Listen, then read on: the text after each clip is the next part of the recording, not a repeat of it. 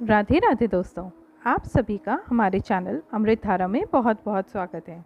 दोस्तों, आज हम जानेंगे परिवर्तनीय एकादशी का महत्व और साथ ही इसकी पूजन विधि भी सुनेंगे। मगर इससे पहले हमारे चैनल को लाइक करें, शेयर करें और सब्सक्राइब करें। युधिष्ठिर जी ने भगवान श्री कृष्ण से परिवर्तनीय एकादशी का महत्व जाना। भगवान श्री कृष्ण ने उत्तर देते हुए कहा कि भाद्रपद की शुक्ल पक्ष की आने वाली एकादशी को परिवर्तनीय एकादशी या पार्थ एकादशी के नाम से जाना जाता है। यह एकादशी पुण्य प्रदान करने वाली और भौतिक बंधनों से मुक्ति दिलाने वाली होती है।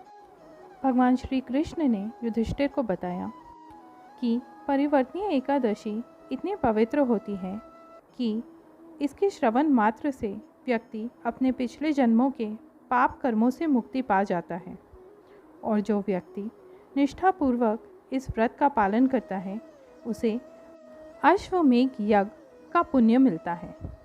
इसलिए इस भौतिक संसार से मुक्त होने की कामना रखने वाला प्रत्येक व्यक्ति को परिवर्तनीय एकादशी का पालन करना चाहिए। युधिष्ठिर महाराज की जिज्ञासा को शांत करने के लिए आगे कहते हैं, राजन, इस एकादशी का पालन करने हेतु व्यक्ति को पावन देव की आराधना करनी चाहिए। ऐसा करने से वह ब्रह्मा, विष्णु, महेश तीनों की पूजा का फल प्राप्त कर लेता है और मृत्यु के बाद श्री हरि धाम को जाता है। यह वही दिन है जब चतुर्मास के दौरान योग निद्रा में शयन करते भगवान विष्णु करवट बदलते हैं और इसलिए इसे परिवर्तनीय एकादशी के नाम से जाना जाता है। इस प्रकार भगवान श्री कृष्ण ने परिवर्तनीय एकादशी का महत्व युधिष्ठिर जी को समझाया। आइए अब इसकी पूजन विधि समझते हैं। पूजन विधि में जो लगने वाली सामग्री है वह है भगवान जी का चित्र, लाल वस्त्र, पुष्प, पुष्पमाला, नारियल, सुपारी, ऋतुफल, धूप, दीप, घी, पंचामृत, अक्षत, तुलसी दल, लाल चंदन और मिष्ठान। अब इसकी विधि को समझते हैं। सर्वप्रथम एकादशी का व्रत करने वाले मनुष्य को पूरे दिन व्रत करना चाहिए और उसके बाद भोजन ग्रहण करना चाहिए। रात्रि में भगवान विष्णु का ध्यान करते हुए सोना चाहिए। व्रत करने वाले दिन प्रातःकाल उठकर भगवान का ध्यान करें और स्नान के बाद व्रत का संकल्प लें। घर की सफाई करने के बाद पूजा स्थान को भी गंगा जल का छिड़काव करके शुद्ध कर लें।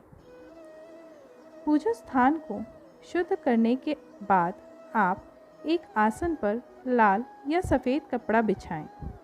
इस पर भगवान श्री विष्णु को विराजमान करें। इसके बाद भगवान नारायण जी की प्रतिमा और कलश की स्थापना करनी चाहिए।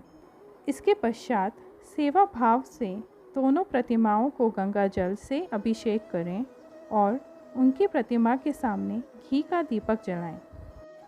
इसके पश्चात श्री हरि को लाल वस्त्र, पुष्प, पुष्पमाला, नारियल, सुपारी, ऋतुफल, धूप, दीप, घी, पंचामृत, अक्षत, तुलसी दल, लाल चंदन और मिष्ठान समेत संपूर्ण पूजा सामग्री को अर्पित करें।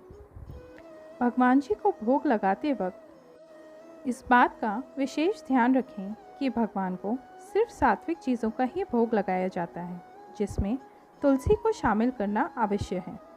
इसके बाद आप परिवर्तनीय एकादशी की कथा का श्रवण करें और भगवान विष्णु की आरती उतारें।